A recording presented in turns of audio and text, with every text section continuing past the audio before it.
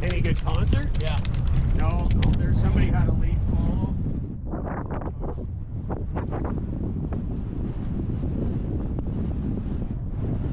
No, in the winter, Dave and I went to Machine Head, Beer Factory, Orbit Culture, and I can't remember what the other band was. It was really good.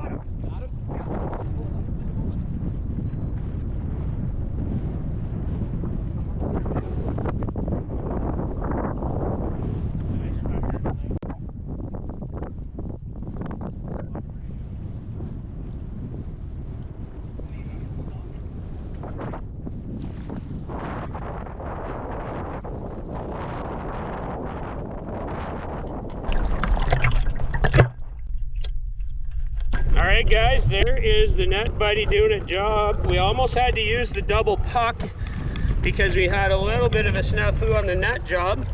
I'm going to hand the camera over here in a second, and we're on our second or third spot fishing with Tony and Karl. Fished with these guys last year. We had a lot of fun last year, a lot of laughs, and we're on a different lake and we're after a tiger.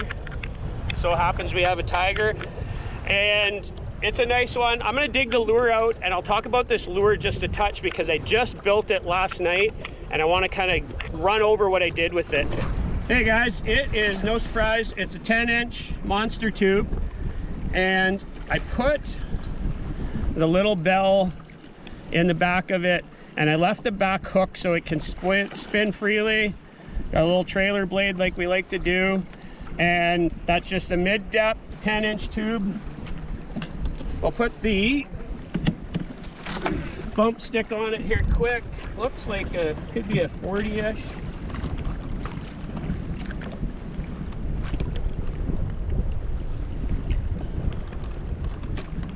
Yeah, I'm gonna say it's probably like 40, 41. It's a thick fish though. Yeah, that thing's got shoulders. Look at that. Beautiful. That is a nice fish. Get up here, Karl. That is a beauty. Congratulations. All right, we'll get him out this side here, Tony. You can just kind of keep the camera with us.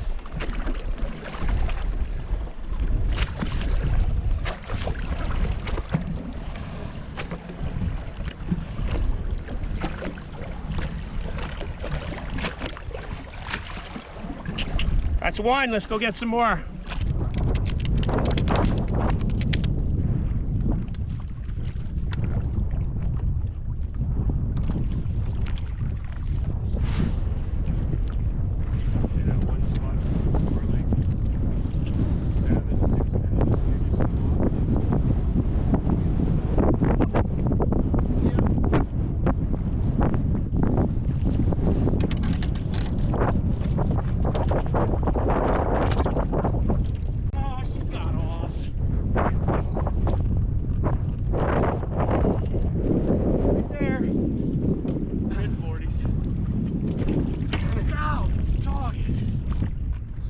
Couldn't get really any quicker. Oh no, she wasn't ready to come anyway. She was right there. She came up, turned sideways, and just spit it. I thought I had decent hook.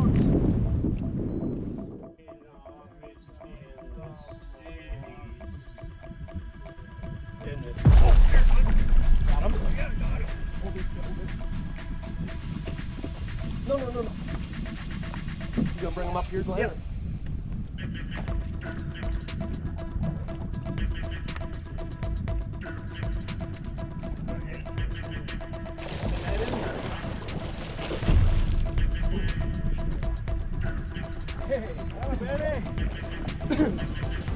He just come out of like nowhere.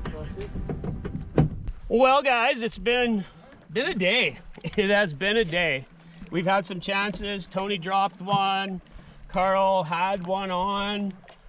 We've been moving them. They haven't been hitting. We're past moonrise because I see the moon. We just come back on a spot where we actually raised 3 earlier, I think. And I seen one follow deep on the live scope. It's like they're not interested. I was just about ready to say, okay, it's time to go somewhere else. And this one, what did I say, Tony? You said there's a, and all I heard was yeah, there's like, oh, here's one, and this boom. So I had to cut the line somewhere here because it was tangled up. Same tube. We'll fix that up in a second. This one is definitely green. He's not real long, but he's actually a little thicker than he looks. Gonna play nice? oh yeah, pretty little fish. Yeah. A little thicker than he looks. We'll take it. Okay, you gonna go away now? Yeah, she wants nothing to do. You want nothing to do with us. I think that's because of Karl, but no, we got another half hour, 40 minutes. We're gonna keep poking away. Something's gonna keep going here. Hopefully the boys will get one and we'll be right back. To say figure eights are important in musky fishing is probably the understatement of all the things that go on in musky fishing. And we all get complacent, we get lazy, we get distracted, we just forget the fundamentals, but it's so important to always remember to do at least some sort of a half L, a half a circle, a C-shaped roll. And by the end of this day fishing with Tony and Karl, we were burnt out. We had caught the one tiger early on and we had all kind of had chances, but it really wasn't happening. And I know it doesn't seem like it's a total grind when we're actually getting some fish chances and catching a fish, but it feels like a struggle on the water when you're dropping fish and you're losing those chances. And towards the end of the day, we have like maybe 2 spots left. I'm mentally fatigued, I'm physically fatigued, and we went back on a spot that we had seen fish earlier, and you hear that in the video. So we knew there was 3 fish kind of using this area, so there was a good probability that we were probably going to encounter them again, but there's no guarantees.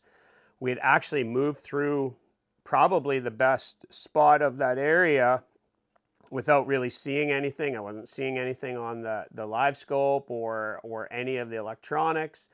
We are just about past the best part of it.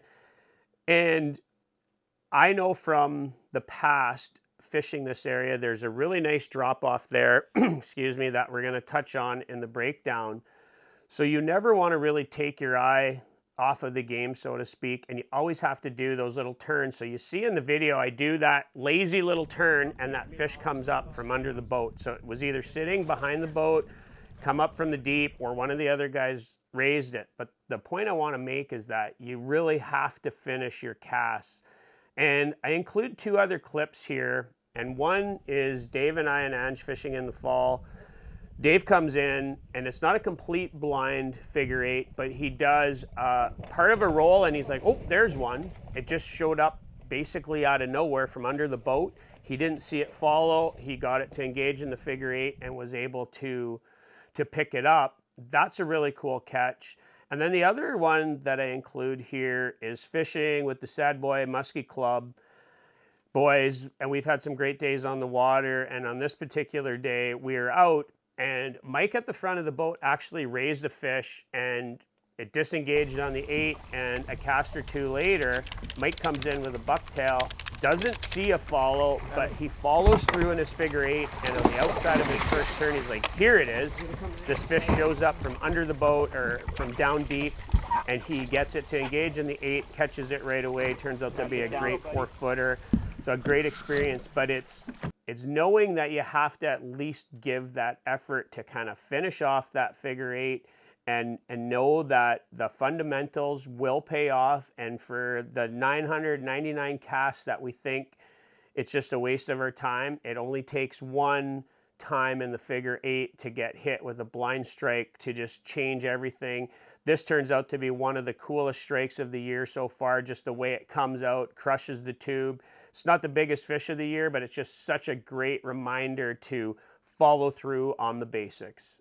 Welcome back to another Little Takes Breakdown, and today's breakdown is brought to you by a fan and a friend of the channel, Bruce Kent. He's been commenting. We chatted a little bit over the past couple weeks. He's very positive, enjoys what we do, learns a lot, so I truly appreciate the support, Bruce. So today's Little Takes Breakdown is brought to you by Bruce Kent. So today's breakdown, I'm not going to cover the open water fish. That's pretty self-explanatory. The only cool thing there is that we had a really late lazy follow. It rolled off, and using the live scope, I could see it was rolling back up to the reef. My tube wasn't even close to it.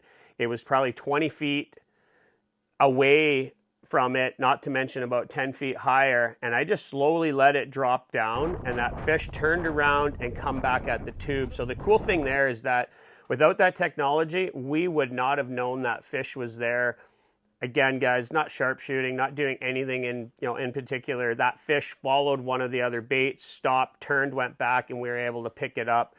That's where I like to use this technology. On the second fish, we're fishing, shoreline, lots of rocks around there, a lot of shallow rocks. And again, most people want to cast right up to that shallow rocks. That's not where we're seeing the fish. We're seeing the fish out off of this kind of break line. And this basin out here drops to like 35 feet. And we're running across, we got south-southwest wind kind of pushing on this area all day. We had seen fish, and like I said, when I'm talking about figure 8s, the best part of it is actually up on this shelf here. There's just lots of boulders and stuff underwater. We're getting close to kind of falling off of the edge of this. And a lot of times when you have wind pushing, you're going to get bait trapped up into those little areas. And the other cool thing here is that our lake effect current is rolling that direction, like it's rolling across there, guys. So you get wind pushing, plus you get a little bit of a lake effect current, that undercurrent in the body of water pushing. So it's really a cool spot that'll hold bait. And you see, and we're casting basically, again, that break line, that 8 to 12 to 16 foot break line. I cast up into there and I pull back and I just do that lazy turn at the back of the boat. That fish comes from under the boat. We didn't see it on live scope. We didn't see it as a follow. It was either sitting right down tight, and a lot of times, doesn't matter what electronics you have, when they're sitting right in those rocks, you can't see them until they move. We had really no idea that fish was there, other than earlier in the day we seen fish using this piece of structure. So it's always good to go back on those fish, and always good to finish your figure 8s. But the big takeaway from a spot like this is don't get caught up fishing that shallow stuff unless the conditions are telling you, like we're in mid-September, everything should tell us that the fish are going to start pushing shallow, but the water temps are still 68 to 70 degrees. We haven't had that big cool down where the fish need to pull up into shallower water for that warmth. We still have warm water, so the fish are sitting out off of these deeper breaks right now. So for us being here and being on the water pretty steady, we can recognize that. That's why we're targeting that 8 to 12 to 16 foot break line area, not really worried about getting right up in the rocks. as conditions change over the next few weeks, and hopefully we still continue to catch some fish, we can kind of share that with you guys that yeah, we're seeing that that fall migration up into shallow water, and that's something that we'll look at a little bit more as the fall progresses. And hopefully we'll be able to kind of bring that to you guys in real time. But for right now, for mid-September, we're still seeing them sitting off of the deeper break lines. If you're up in northwestern Ontario in September and we haven't had those big cold fronts, you're going to see warmer water temps. You're going to see fish still out on those deep break lines like we did today. And in the next few videos that I show, we're going to be seeing the same, very similar type of fishing over the course of a few days on the water. Those videos will be coming up.